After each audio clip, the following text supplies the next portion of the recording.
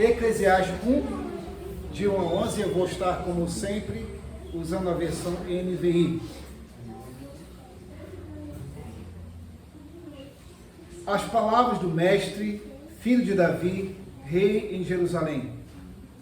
Que grande inutilidade, diz o mestre, que grande inutilidade, nada faz sentido. O que o homem ganha com todo o seu trabalho e que tanto se esforça debaixo do sol? Gerações vêm e gerações vão, mas a terra permanece para sempre. O sol se levanta e o sol se põe, e depressa volta ao lugar de onde se levanta. O vento sopra para o sul e vira para o norte, dá voltas e voltas, seguindo sempre o seu curso. Todos os rios vão para o mar, contudo, o mar nunca se enche, ainda que sempre corram para lá voltam a correr. Todas as coisas trazem canseira, o homem não é capaz de descrevê-las. Os olhos nunca se saciam de ver, nem os ouvidos de ouvir. O que foi, tornará a ser. O que foi feito, se fará novamente. Não há nada novo debaixo do sol. Haverá algo que se possa dizer, veja, isto é novo? Não. Já existiu há muito tempo, bem antes da nossa época. Ninguém se lembra dos que viveram na antiguidade, e aqueles que ainda virão, tão pouco serão lembrados pelos que vierem depois deles. Meus irmãos, sobre o livro de Eclesiastes, o que eu li a respeito de pessoas muito mais experimentadas do que eu, é que talvez seja o livro de mais difícil interpretação em toda a Bíblia. Mas o que me chamou a atenção para a gente meditar e refletir sobre esse livro por algum tempo é porque, como eu mencionei para alguns, parece que é o jornal de ontem escrevendo sobre a nossa história de vida. Ou seja, é um livro extremamente atual. Ele vai tratar de temas que a humanidade busca respostas. Por exemplo, quem somos nós? Qual é o valor daquilo que nós fazemos? Vale a pena trabalhar tanto? O que nós vamos deixar para o futuro? Qual é o valor disso? Então, Salomão, e eu vou dizer, eu vou afirmar isso quando a gente entrar no texto propriamente dito, Salomão, ao escrever este livro, ele levanta questionamentos em que a humanidade está à procura de respostas. E eu vou me adiantar aqui e dizer que o propósito de Salomão ao escrever esse livro é dizer que não importa o que eu e vocês façamos, se não houver temor a Deus, tudo será inútil, tudo será uma coisa fútil, sem valor. O que Salomão vai nos ensinar é que só há sentido naquilo que nós fazemos quando nós o fazemos debaixo do temor a Deus, de Deus. Ele vai então explicar de maneira detalhada naquilo que o homem se envolve e investe o seu tempo, a sua energia e os seus recursos. Ele vai explicar que tudo é inútil se não houver temor a Deus. Então, o Eclesiastes ele é desafiador, ele é de difícil interpretação, mas ele também traz palavra de ânimo para nós. Ele traz também palavras de encorajamento.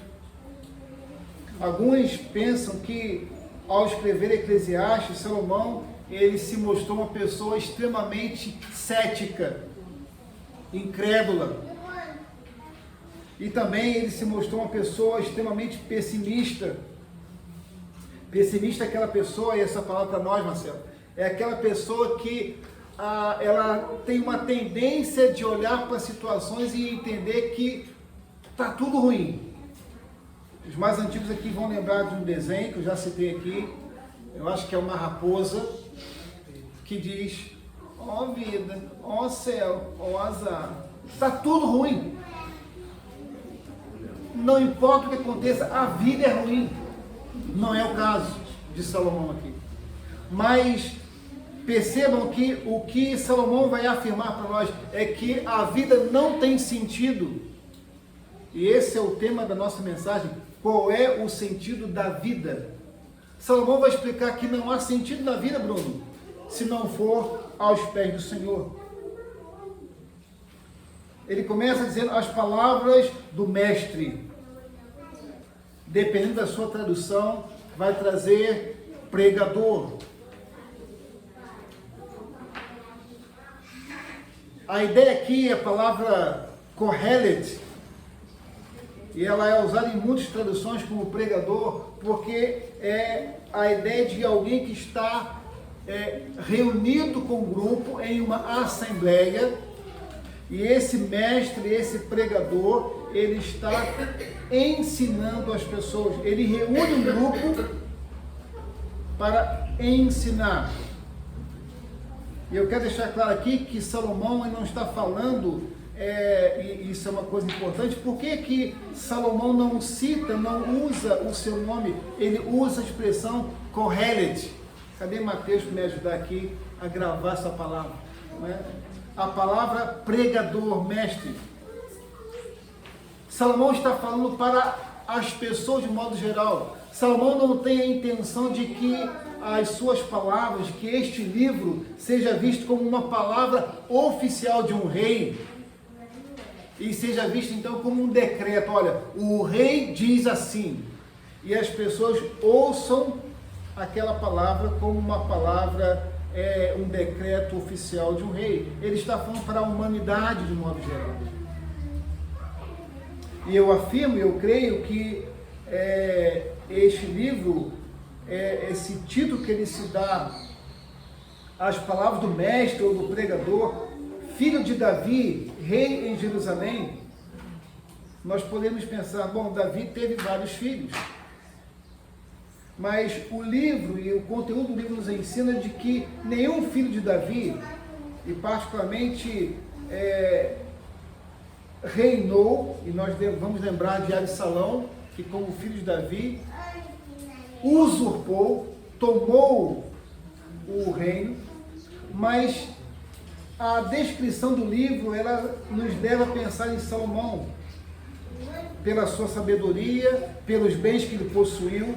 Não houve antes e depois, e aliás, depois do reinado de Salomão, o reino de Israel se dividiu. Não houve antes dele nenhum rei com esse perfil. Então, as palavras do pregador, filho de Davi, rei em Jerusalém. No verso 12 ele vai dizer: eu, o mestre, fui rei de Israel em Jerusalém. Então a intenção de Salomão é como se esse livro fosse uma espécie de anotações de Salomão. Depois da sua vasta experiência de vida, ele vai compartilhar dentro de uma perspectiva humana. E é por isso que Eclesiastes não é um livro de alguém mal-humorado, alguém que está desiludido com a vida e agora passou a escrever. Salomão escreve a partir de uma perspectiva humana sobre a vida. Então, Salomão vai descrever a minha vida e a sua vida. Ele diz na sua introdução: que grande inutilidade, diz o mestre, que grande inutilidade, nada faz sentido. Algumas traduções vão dizer vaidade. Tudo é vaidade. Mas o perigo dessa tradução é que a palavra vaidade, ela pode nos fazer pensar que é alguém cheio de si, uma pessoa extremamente orgulhosa. Mas o sentido aqui que Salomão quer trazer é de que tudo é inútil, tudo é uma coisa fútil, nada faz sentido. E ele vai começar a ilustrar essas coisas. A vida, de modo geral, Se nós nos apegarmos às coisas desta vida somente, seja trabalho, seja desfrutar dos benefícios do trabalho, tudo é fútil, tudo é passageiro, tudo é transitório, algo que não tem valor.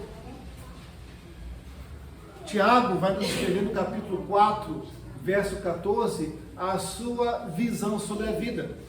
A nossa vida é como se fosse um vapor que aparece e some de repente. Está comigo, Daniel? Então, a palavra aqui, ela transmite essa ideia de que tudo é como se fosse um vapor. Tudo é inútil, nada faz sentido. É como se fosse correr atrás do vento. Tentem imaginar essa ideia. Eu vivi 29 anos da minha vida numa cidade de clima europeu, Petrópolis. E quem esteve, quem já foi fazer compras na Rua Tereza, quem já esteve no meu bairro, e teve o privilégio de ver aquilo que nós chamamos de russo. Russo não é uma pessoa, não tem nada a ver com o posto do russo aqui. Mas o russo é o que nós chamamos quando a neblina baixa no nosso bairro Alto da Serra. No centro, céu claro. No Alto da Serra, o russo baixou. A 50 metros você não enxerga nada. O que Salomão expressa aqui sobre a inutilidade de viver uma vida sem temer a Deus, sem ter a Deus como centro, quando ele fala que tudo é inútil, tudo se torna fútil, tudo é vapor, tudo é como o russo, é como se fosse correr atrás do vento, é algo passageiro, transitório, mas é algo que não é possível realizar. Tente pegar o russo, tente pegar uma neblina, ao colocar uma água para ferver, tente pegar o vapor, é impossível. E à medida que Salomão vai apresentar essa roda viva, tenham em mente aquele ratinho de laboratório correndo naquela esteira. Ele não para, é constantemente aqui. O que Salomão vai escrever para a gente é que a nossa vida sem Deus é tão inútil quanto um rato correndo numa esteira. Ele apresenta isso para nós. Interessante que Salomão vai lidar com algumas questões que parecem contraditórias com o restante da Bíblia. Por exemplo, quando nós pensamos, olhamos para a palavra sabedoria, como Provérbios usa sabedoria. Quero convidá-los a abrir em Provérbios capítulo 13, versículo 21. Nós vamos fazer um paralelo com aquilo que Salomão escreve em Eclesiastes 7,15. Nós vamos fazer uma comparação.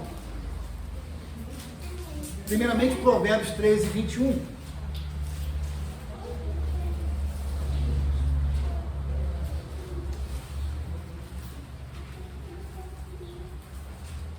Que diz assim: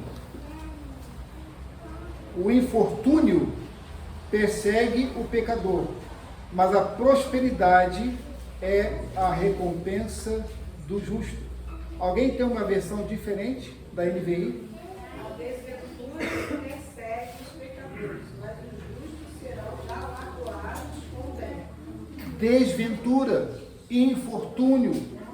Alguma tradução diferente? Tem aí, Felipe? Uma palavra diferente? Ao invés de infortúnio, o mal perseguirá os pecadores, e os justos serão galardoados com o bem. por favor, essa primeira parte aí. O mal perseguirá aos pecadores. Ok? Então, olha só, infortúnio na sua versão diz o que isso aí? Infortúnio, desventura, o mal perseguirá, ou seja, maus momentos perseguem o pecador, mas a prosperidade é a recompensa do justo. Então, em Provérbios, a gente percebe que o pecador, ele sofre consequências das suas escolhas. E o justo, aquele que teme a Deus, que age com sabedoria, ele prospera. Há uma recompensa aqui. Mas quando nós olhamos para Eclesiastes 7,15, nós lemos assim: nesta vida sem sentido eu já vi de tudo. Um justo que morreu, apesar da sua justiça, e o ímpio que teve vida longa, apesar da sua impiedade. Quem que está certo nessa história? Será que Salomão está indo contra o que Provérbios ensina? Será que é uma contradição bíblica? Claro que não. Em Provérbios, a gente vê um sentido normal da vida, de que o ímpio, o pecador, ele sofre pelas suas escolhas, e que aquele que teme a Deus, ele será abençoado. É o curso normal da vida. Mas em Eclesiastes,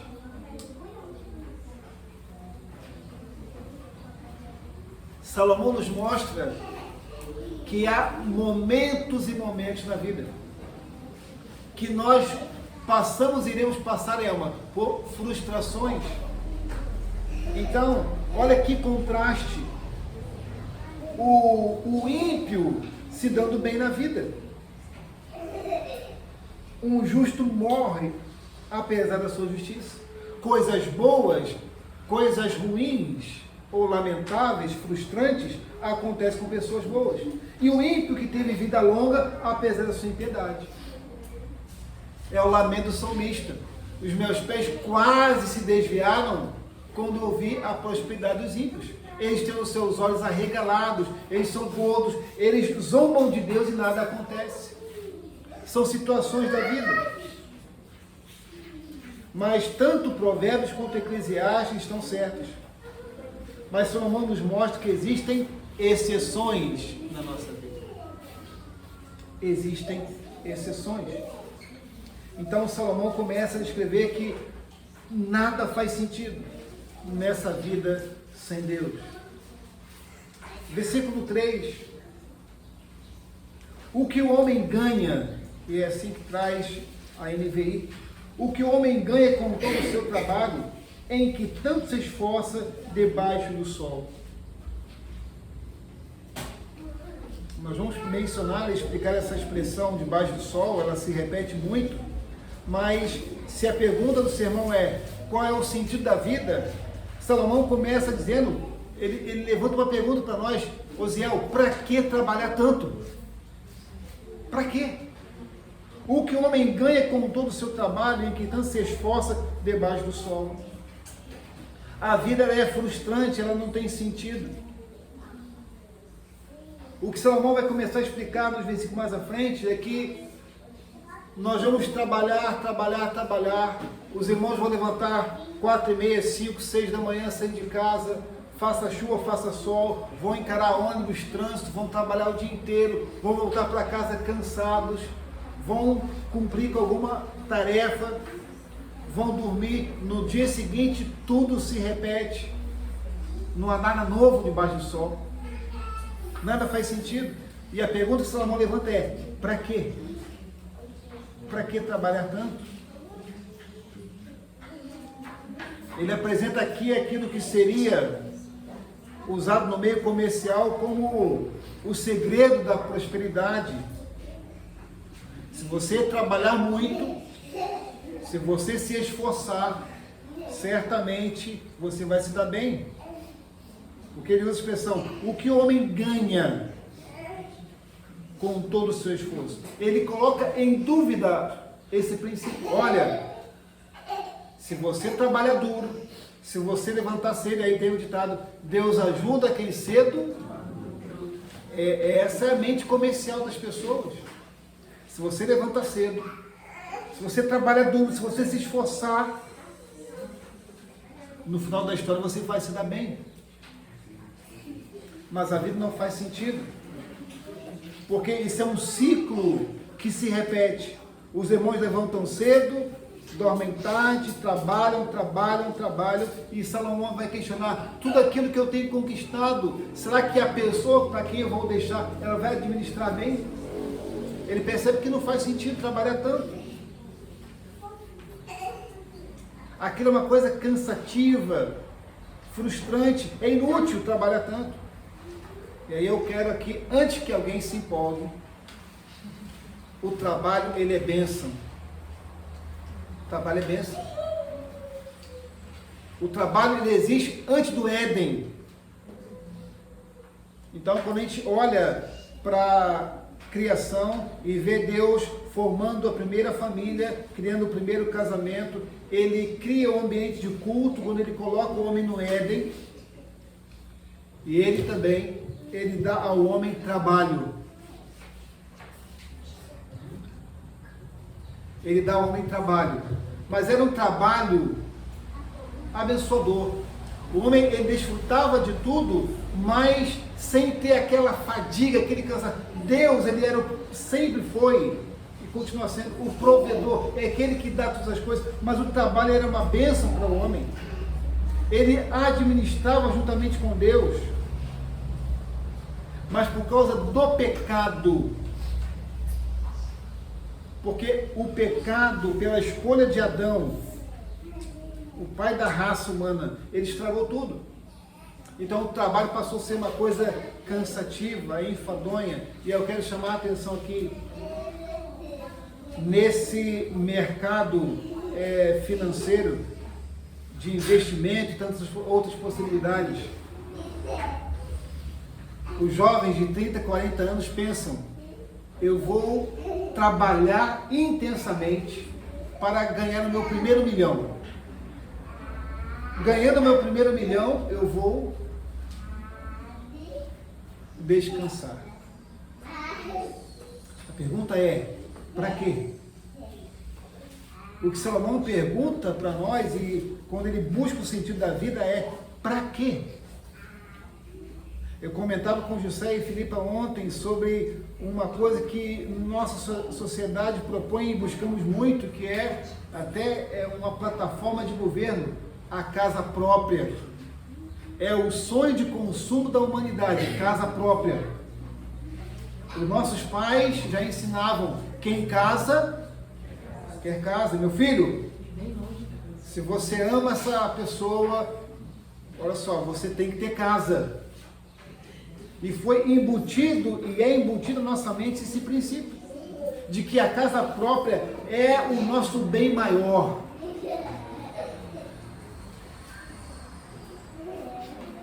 Mas o texto vai nos dizer de que gerações vêm, gerações vão, mas a terra permanece para sempre. Eu e você vamos construir casa, nós vamos fazer investimentos, nós vamos fazer tudo possível para ter uma vida segura, mas eu e você vamos morrer. Sabia disso, Bruno? Que você vai morrer se Jesus não voltar antes. Então, o que Salomão coloca de que trabalhar muito sem ter o sentido correto da vida não vale a pena, porque uma geração dura quanto tempo? 20 anos? Uma geração? Gerações vêm, gerações vão. Pessoas nascem e morrem. Ontem nasceu o meu sobrinho, Arthur. Não foi uma homenagem ao Zico, muito menos ao rei Arturo da Gávea. Mas ele está aí. O Arthur chegou ao mundo. Daqui a um tempo, é Eric que vai chegar. Quem é Eric, gente? Filho de Jackson e Elisiane. Gerações vêm, gerações vão. Muitos de nós, a grande maioria de nós, participamos de velórios. Nos despedimos de pessoas que amamos. Gerações vêm, gerações vão, mas a terra permanece. Nada faz sentido. Eu quero convidá-los a abrir em Romanos 8, versículo 20.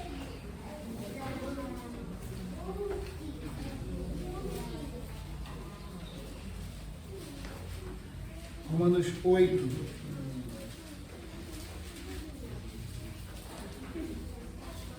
(19 ao 21). Romanos 8, 19 ao 21.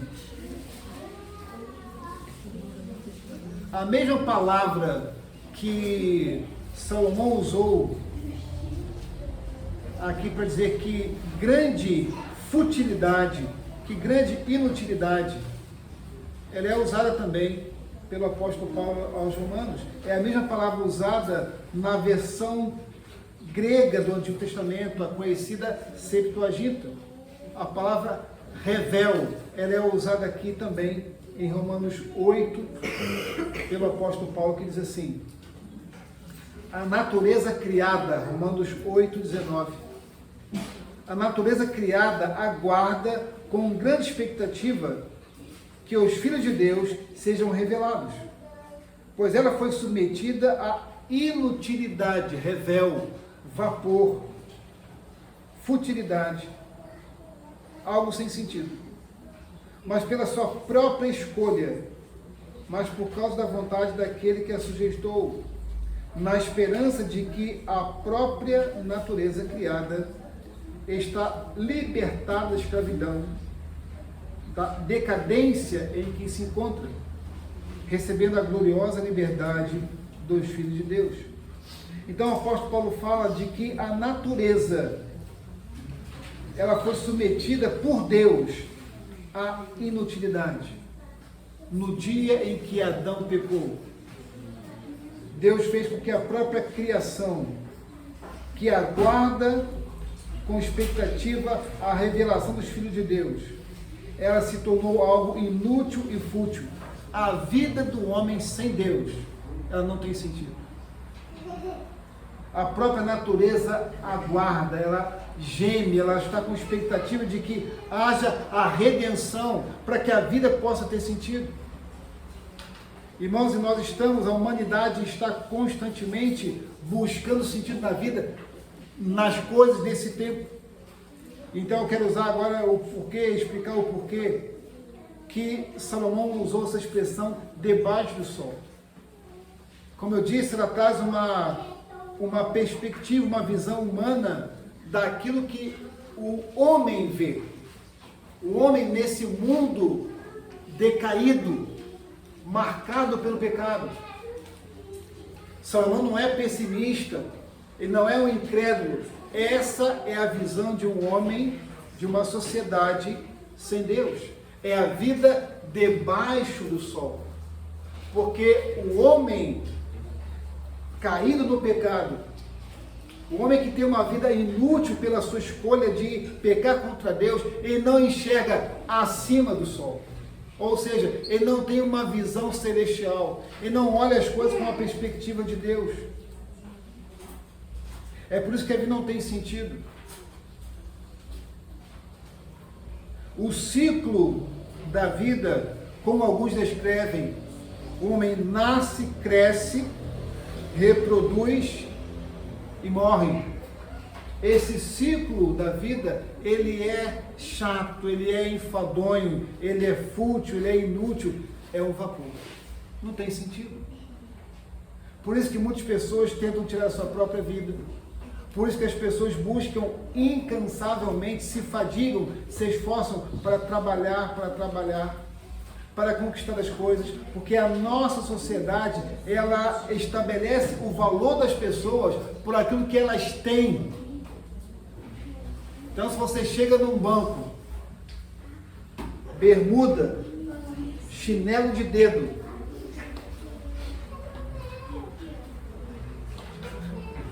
uma camisa surrada, você diz, quero falar com o gerente. A primeira coisa, não tenha dúvida disso, vão te olhar de cima a baixo e vão perguntar educadamente, para quê?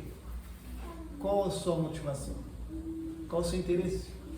Mas se você coloca um terno, vestido feito sob medida, se as irmãs colocam aquele taillé, salto alto, cabelo feito, maquiagem, com uma pastinha do lado, ao chegar ao banco, você fala, eu gostaria de falar com o gerente. Pois não? Quem eu devo anunciar? É sobre o que, senhora? O tratamento é outro. Porque a nossa sociedade julga pela aparência, julga por aquilo que você tem. E o homem, então, ele se esforça para buscar exatamente essa boa aparência, essa segurança. E ele se esquece de que as gerações vêm e vão, nada muda, nada faz sentido. E o apóstolo Paulo, então, está usando essa mesma palavra. Tudo é vapor, tudo é transitório. E a natureza está aguardando a revelação dos filhos de Deus para que haja redenção de fato, para que a vida tenha sentido. E agora, então, ele começa a ilustrar isso. Ele vai usar o argumento da natureza.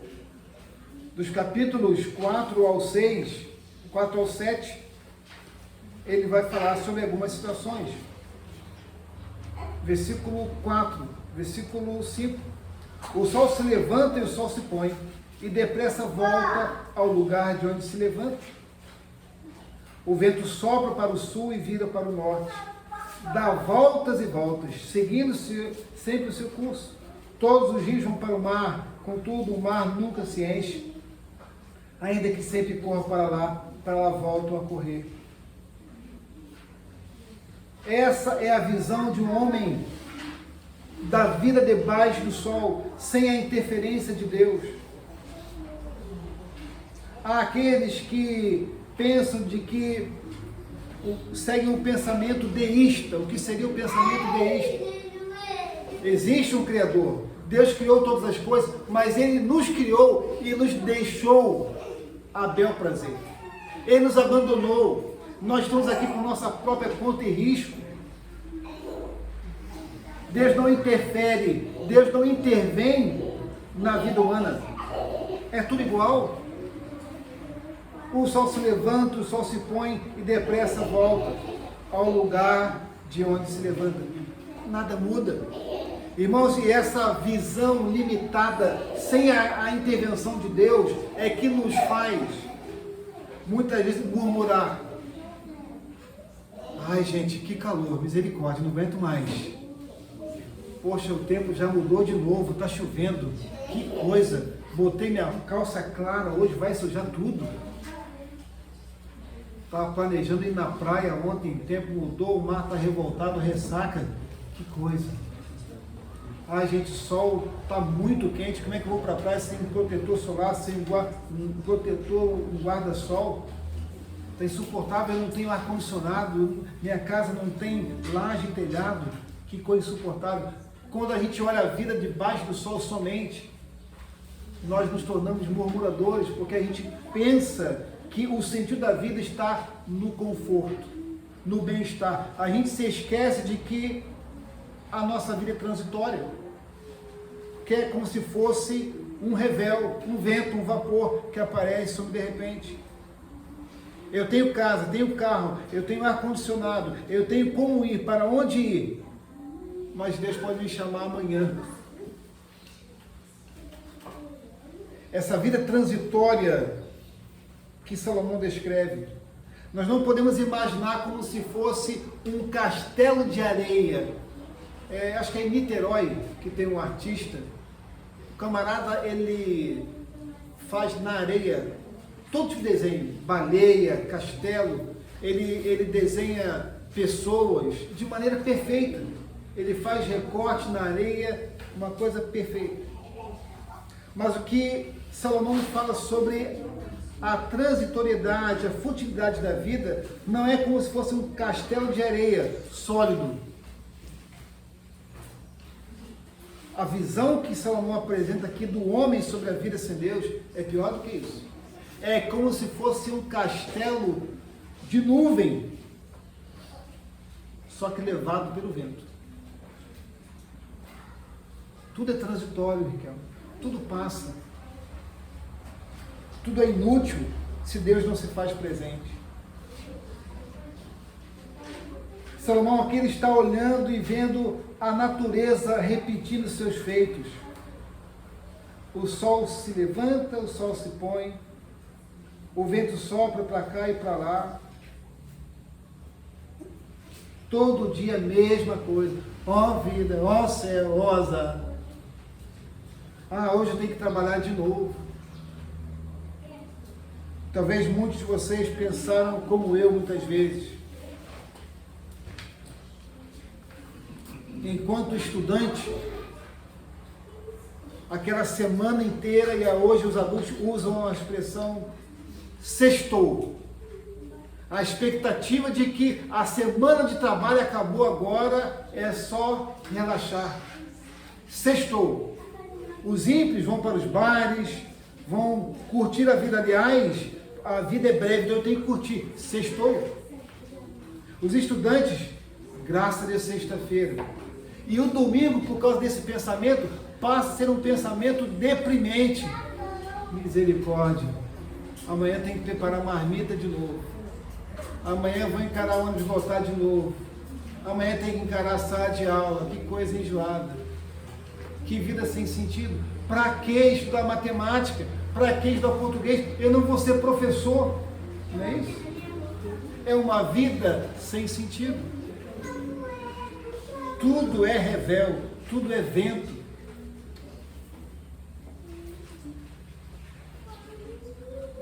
Não é comum no mundo do futebol, e eu vou falar aqui particularmente da torcida do Flamengo, existem outras, mas alguns jogos atrás teve briga entre a torcida do Flamengo. A princípio, um momento de lazer, torcer pelo time, deviam estar unidos, vibrando juntos, estavam se agredindo. E isso acontece repetitivamente. A vida não tem sentido. Isso acontece domingo após domingo. Jogo Flamengo e Botafogo.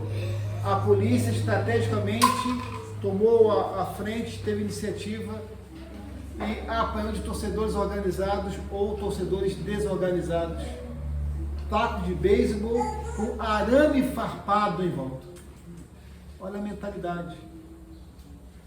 A vida não tem sentido.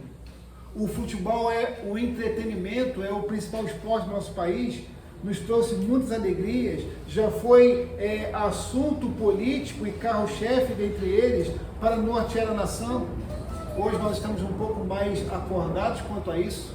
Nós não somos movidos pelo futebol. Aliás, não é o futebol que conduz a vida, não é o político A ou B, não é esse ou aquele homem, não importa a cor da sua bandeira, não define a vida, o sentido da vida. Uma vida centrada no homem, uma vida centrada naquilo que nós achamos valoroso, não faz sentido.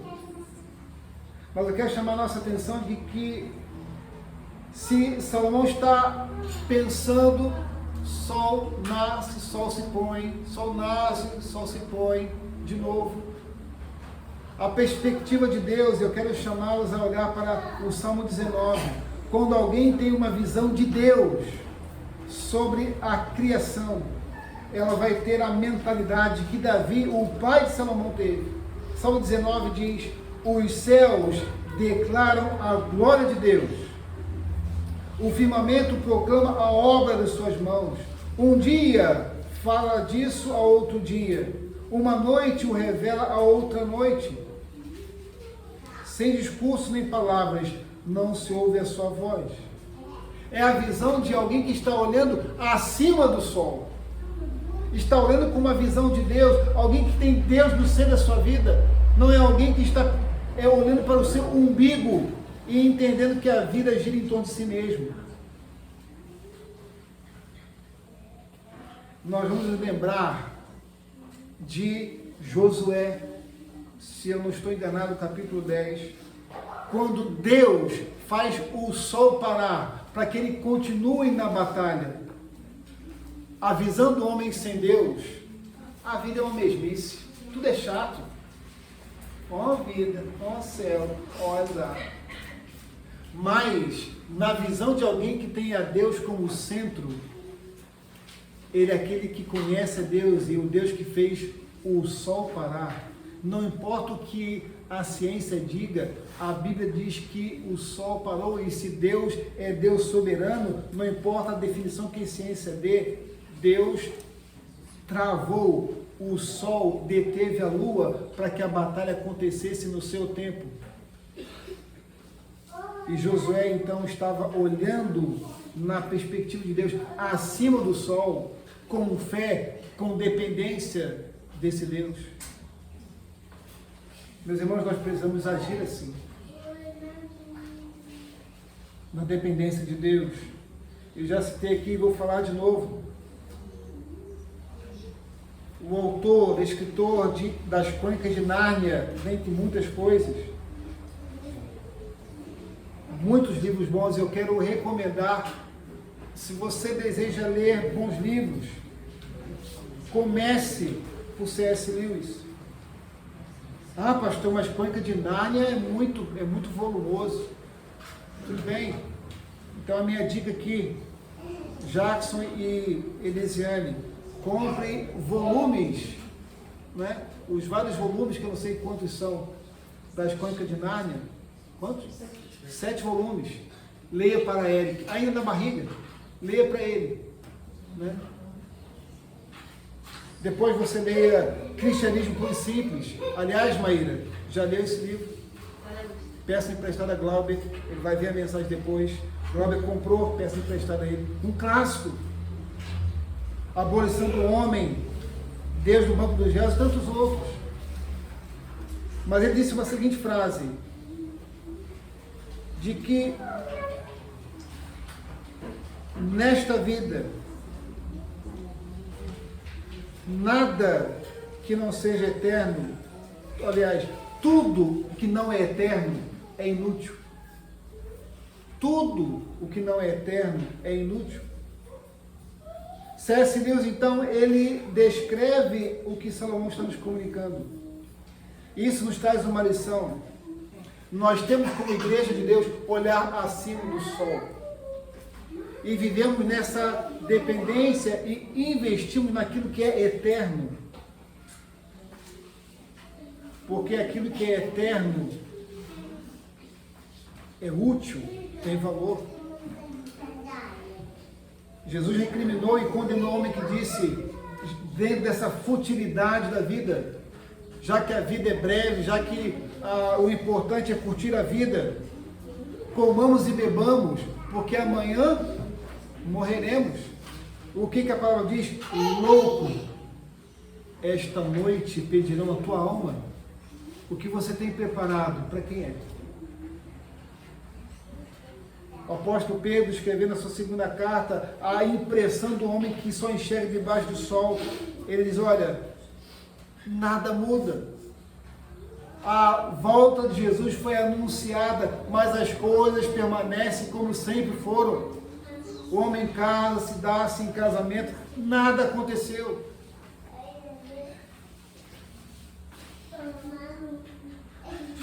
Viver a vida debaixo do sol sem ter a Deus como o Senhor como referência é uma vida em desespero, diz certo escritor. Então Salomão está nos descrevendo a natureza, mas agora ele vai olhar de maneira diferente. A partir do verso 8, todas as coisas trazem canseira. O homem não é capaz de descrevê-las. Os olhos nunca se saciam de ver, nem os ouvidos de ouvir. Tudo é repetitivo. Nada faz sentido. Não há progresso. Não há progresso. E quando o homem busca nas coisas debaixo do sol, trabalhar muito, buscar segurança financeira, investir na sua vida individualmente somente, isso é uma coisa fútil, sem sentido, é cansativo. Verso 9, o que foi, tornará a ser, o que foi feito, se fará novamente, não há nada novo debaixo do sol.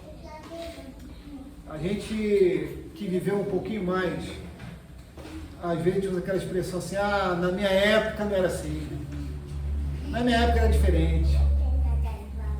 Salomão está dizendo que não há nada novo. Mas as crianças de hoje em dia, elas são muito diferentes da nossa época.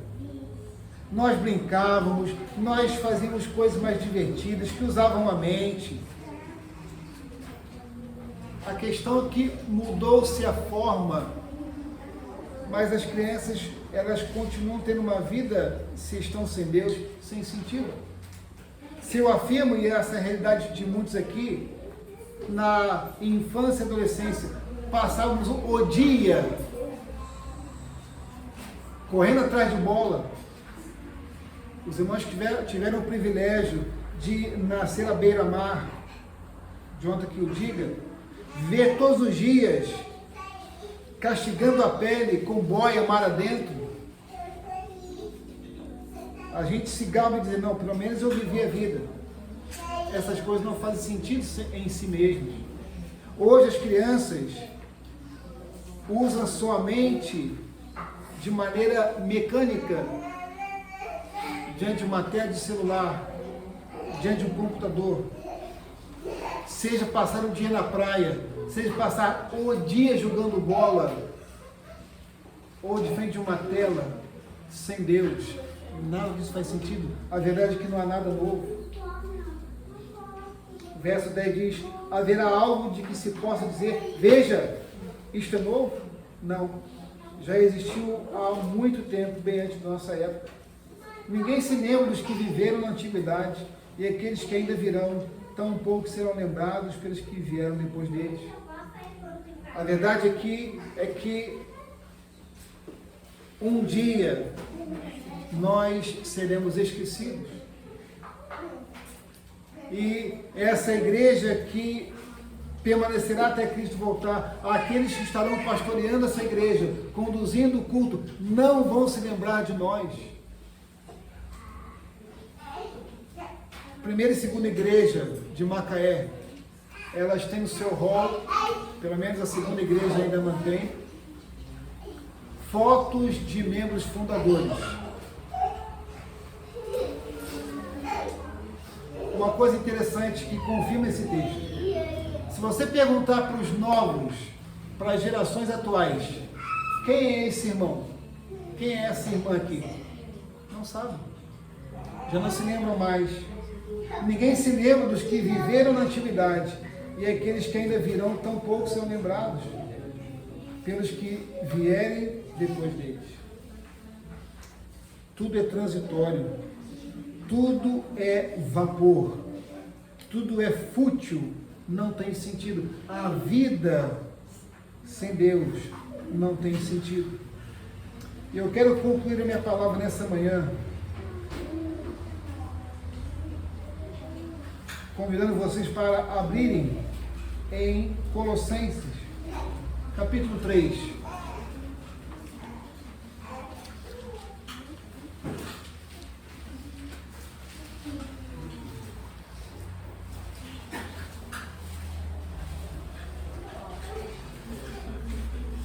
Se Salomão nos ensina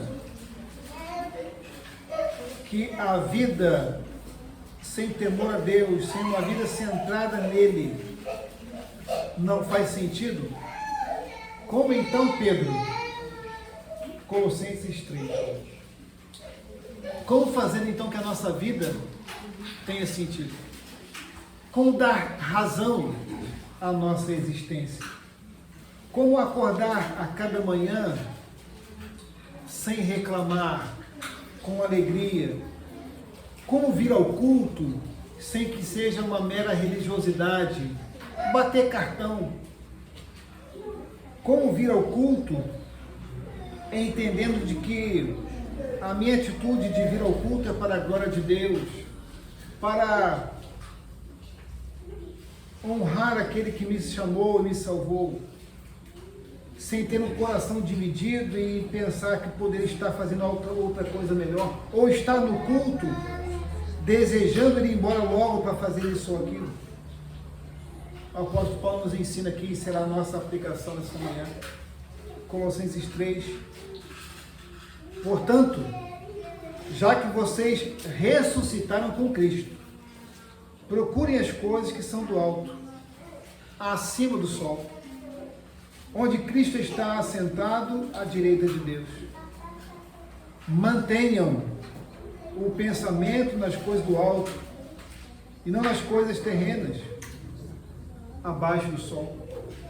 pois vocês morreram e agora a sua vida está escondida com Cristo em Deus. O segredo, que na verdade não é segredo, mas é a palavra revelada, para que a gente viva essa vida transitória, passageira, como um vapor, para a glória dele e com sentido, é procurar as coisas que são do alto, onde Cristo está. E o nosso pensamento, olha o que o apóstolo Paulo está dizendo. Mantenha o pensamento, ele não diz, mantenha o seu sentimento, mantenha suas emoções. O que eu quero afirmar aqui, junto com o apóstolo Paulo, é que nós não somos guiados pelas nossas emoções, pelos nossos sentimentos. Hoje eu estou com vontade, hoje não estou com vontade. Nós somos guiados pela nossa razão. Não é o nosso corpo físico que determina, não são nossas emoções, não é o nosso sentimento, mas somos guiados pela palavra.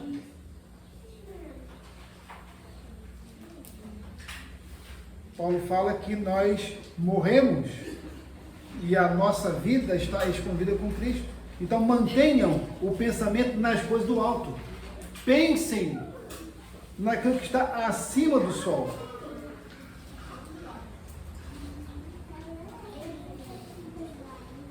As pessoas são insatisfeitas e vivem como um rato numa esteira. Imagine, Emanuel, você como o Lohane são crossfiteiros, né? A elite da malhação, os guerreiros, não é assim que se chama? Né?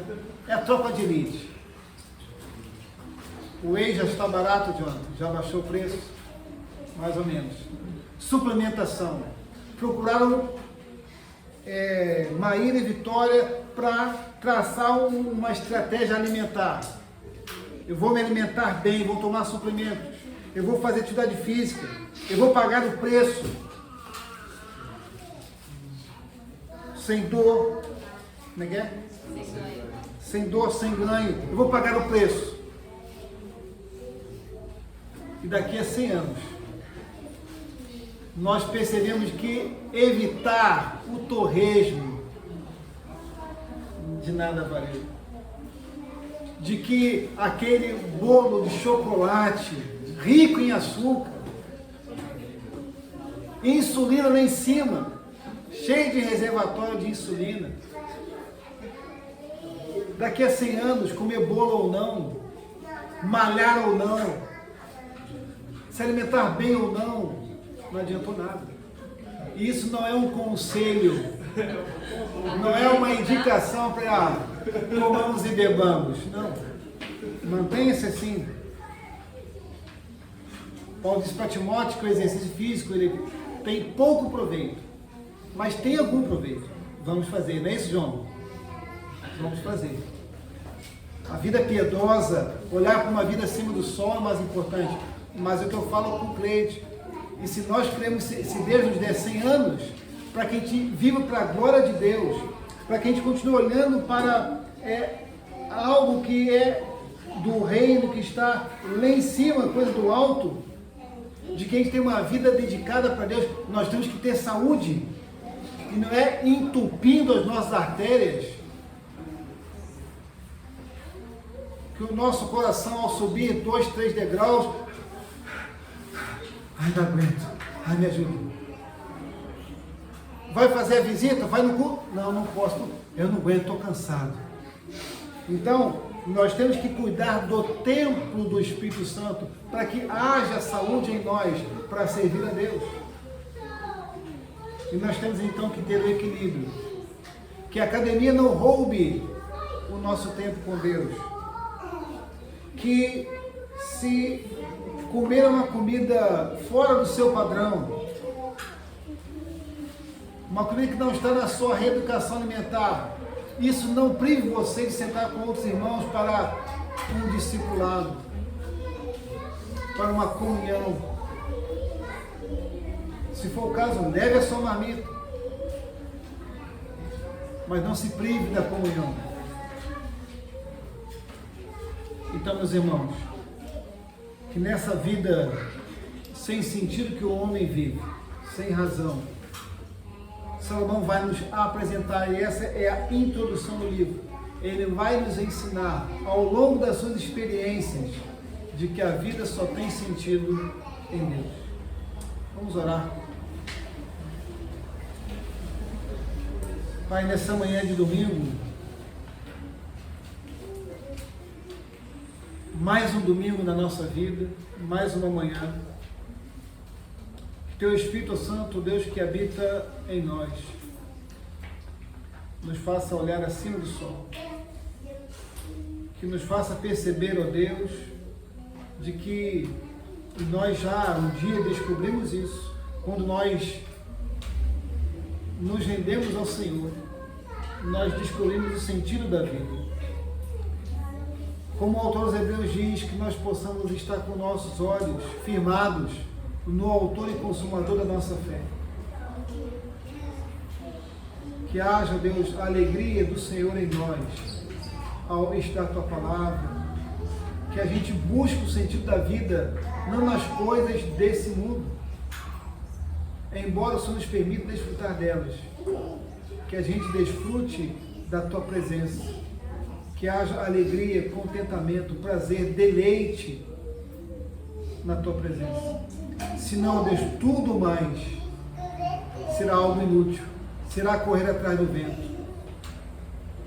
Então nos ajude, ó Pai, a entender o sentido da vida, a buscar no Senhor o sentido da vida em todas as coisas. Nós oramos ao Pai em nome de Jesus. Amém.